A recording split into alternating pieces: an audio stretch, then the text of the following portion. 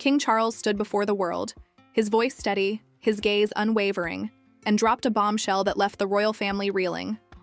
The next heir to the British throne isn't who you think. This isn't just a succession announcement, it's a seismic shift that sparked whispers of betrayal, secret deals, and a monarchy on the brink of chaos. What did Charles say, and why is the House of Windsor in shock? Stick with me because this is a story you won't believe. Let's dive into the moment that changed everything. On a crisp morning in Buckingham Palace, King Charles III addressed a tightly packed room of dignitaries, journalists, and royal insiders. The occasion? A rare public statement on the future of the monarchy. Expectations were high but predictable. Most assumed he'd reaffirm Prince William as his successor, the Prince of Wales, who's been groomed for the throne his entire life. But Charles had other plans. With cameras rolling and the world watching, he declared that the line of succession would take an unprecedented turn. His chosen heir, not William, not even a direct descendant. The name he uttered sent gasps through the room and set social media ablaze. To understand why this decision is so shocking, we need to backtrack. The British monarchy operates on a strict system of primogeniture. Traditionally, the crown passes to the eldest male child, though since 2013, gender no longer matters. Prince William, Charles's eldest son, has been the heir apparent since Queen Elizabeth II's death in 2022. His position seemed unassailable. He's spent decades preparing, from military service to charity work to public appearances alongside his wife, Catherine. The public loves him, or at least they did until this bombshell. So why would Charles bypass him? And who could possibly take his place? The answer lies in a web of royal politics, personal grievances, and a king determined to leave his mark. Let's start with the name Charles announced, Princess Beatrice, his niece, daughter of Prince Andrew. Yes, you heard that right.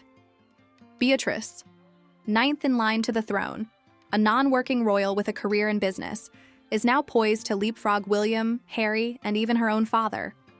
This isn't just unconventional, it's unheard of. The monarchy hasn't seen a succession shakeup like this since Edward VIII abdicated in 1936. But Charles didn't make this call on a whim. There's a strategy here, and it's rooted in tensions that have been simmering for years. First, let's talk about William. On the surface, he's the perfect heir, polished, dutiful, and popular. But behind closed doors, sources close to the palace say Charles and William have clashed repeatedly. William's vision for a slimmed-down monarchy, fewer working royals, less pomp, rubbed Charles the wrong way. Charles, who waited 73 years to wear the crown, wants a grand traditional monarchy to cement his legacy. William's push for modernization, including cutting costs and reducing the number of royals on the payroll, felt like a direct challenge to Charles's authority. Insiders claim Charles saw William's reforms as disrespectful, almost as if his son was trying to overshadow him before his reign even peaked. Then there's the issue of loyalty. Charles has always been sensitive about his place in the family. After all, he spent decades in Queen Elizabeth's shadow, often criticized as a less charismatic figure than his mother or his sons.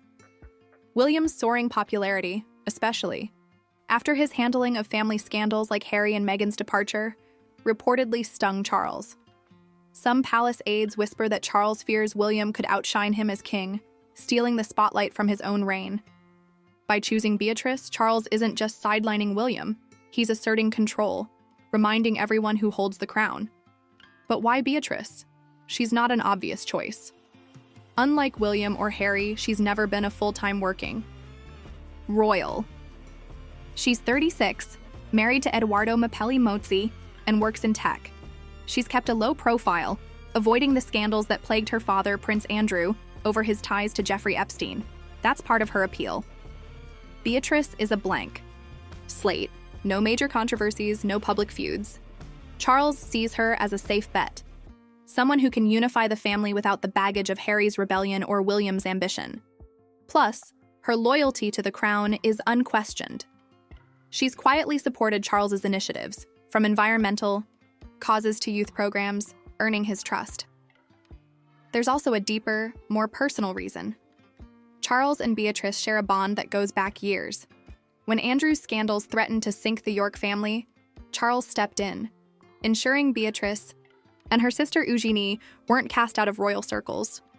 He's been a mentor to Beatrice, guiding her through the chaos of her father's downfall. Some say Charles sees her as a daughter he never had, a loyal ally who won't challenge his vision. By elevating her, he's rewarding that loyalty and sending a message. The monarchy bends to his will, not tradition. Now, let's address the elephant in the room. How is this even legal? The line of succession is governed by centuries-old laws, including the Act of Settlement 1701 and the Succession to the Crown Act 2013. Technically, Charles can't just pick his heir like he's casting a reality show. The crown passes automatically to the next in line unless Parliament intervenes or the heir abdicates. So how does Charles plan to pull this off? The answer lies in a bold, risky maneuver. He's lobbying Parliament to amend the succession laws. Sources say he's been meeting with senior MPs and legal advisors to draft a proposal that would allow the monarch to designate an heir under exceptional circumstances. It's a long shot, but Charles is banking on his influence and public support to sway lawmakers. The reaction from the royal family has been nothing short of explosive. William, predictably, is furious. Insiders say he feels betrayed, not just as a son, but as a future king who's dedicated his life to the role. He's reportedly confronted Charles demanding answers, but the king has stonewalled him. Catherine, the Princess of Wales, is said to be equally stunned, worried about the impact on their children, George, Charlotte, and Louis, who could lose their place in the line.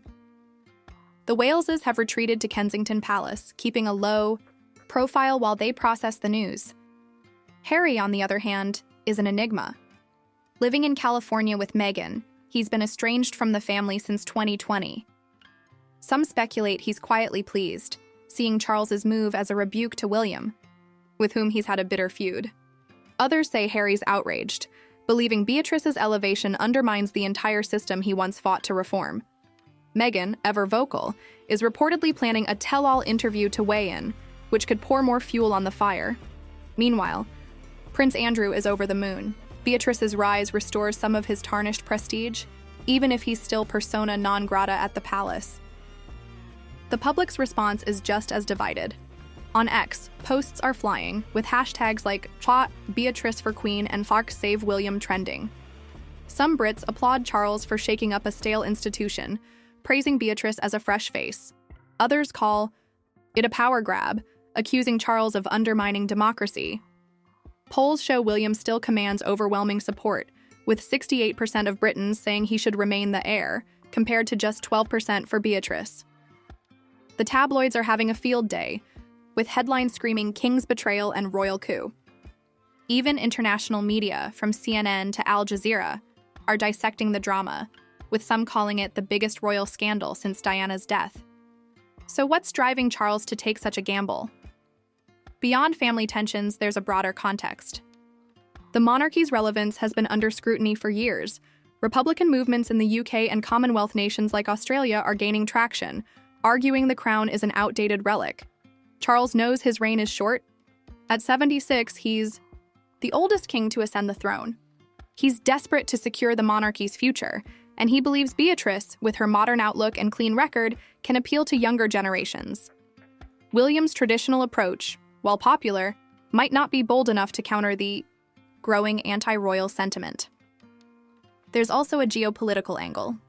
The Commonwealth, a 56-nation bloc tied to the British crown, is fraying. Countries like Jamaica and Barbados have already moved to ditch the monarchy. Charles sees Beatrice as a potential bridge to these nations, many of which want a less stuffy, more relatable royal family. Her work in international business and charity could help rebuild ties, or so Charles hopes. It's a risky bet, alienating. William could destabilize the monarchy more than any Republican campaign. Let's not forget the historical parallels. Monarchs have tried to control succession before, often with disastrous results. Henry VIII's obsession with a male heir led to religious upheaval and executions. George III's disputes with his son sparked regency crises. Charles's move could backfire spectacularly, splitting the royal family and eroding public trust. If Parliament rejects his proposal, he risks looking like a king out of touch, clinging to power at the expense of stability. Even if he succeeds, Beatrice faces an uphill battle. She's never been tested in the public eye like William or Harry. and the pressure of being heir could expose her to relentless scrutiny. What happens next? That depends on Parliament, the public, and the royal family's ability to close ranks. Charles is moving fast, with plans for a public campaign to sell Beatrice as the monarchy's future. He's already scheduled her for high-profile engagements, from climate summits to Commonwealth tours, to boost her visibility. William, meanwhile, is rallying his allies, both in the palace and the press. There's talk of a counter-campaign to pressure Charles into reversing course. The Queen consort, Camilla, is caught in the middle, publicly supporting Charles but privately urging him to reconcile with William to avoid a full-blown crisis. One thing's clear: the monarchy hasn't been this divided since the abdication. Crisis of 1936. Back then, Edward VIII's choice to marry Wallis Simpson tore the Windsors apart, forcing his brother, George VI, to take the throne. This time, the stakes are even higher. The world is watching, not just through newspapers but on X, TikTok, and YouTube, where every move is dissected in real time. Charles's decision could redefine the monarchy or destroy it. As the dust settles, one question lingers: did Charles act out of strength or desperation? Is he a visionary king reshaping an ancient institution, or a man so consumed by his own legacy that he's willing to fracture his family? The answer might lie in what Beatrice does next. She's stayed silent so far, but sources say she's preparing a statement that could change everything. What will she say, and how will it tip the scales in this royal showdown? The throne is no longer just a seat. It's a battlefield, and the war has just begun.